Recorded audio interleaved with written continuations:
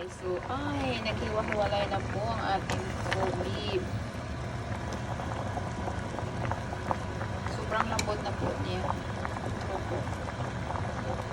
Dinamihan ko ng sabaw kasi si Eden. Sabaw lang naman yung kinakain. Ayan. Ito hindi na hiwalay. Okay.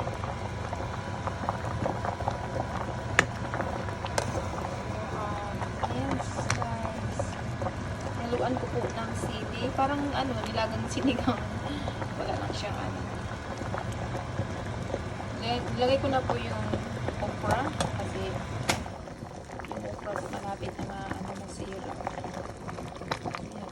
So parang may 5 akong pakakaining tao dito sa bahay. Yes guys. Yan po yung gusto kong luto. Yung malambot kasi sisiin. So ayan po. Ito na po yan. Ating baka.